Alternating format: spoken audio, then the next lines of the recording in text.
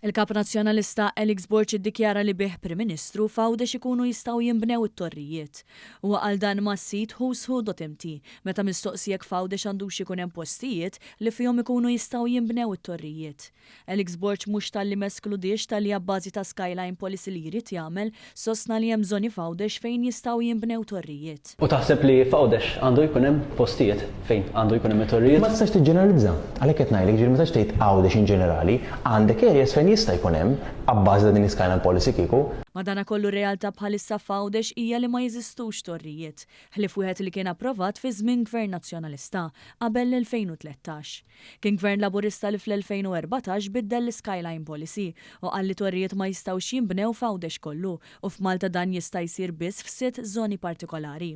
Apart minn hekk Gvern immexxi mill-Prim Ministru Robert Abela kien approva dokument importanti li jfassal il-viżjoni għal Għawdex għal 10 snin li ġejjin. Id-dokument bl-isem ta' Gozo Regional Development Strategy iħares lejn Għawdex bħala gżira ta' villaġġi bl-identità u l-karatteristiċi popolari tagħhom. Madanakollu b'din id-dikjarazzjoni il-Kap Nazzjonalista Alex Borch irid ireġġa' lura dan kollu u joħloq policy fejn fiha jiġu identifikati żoni f'Għawdex fejn fihom jibdew jinbnew it-torrijiet.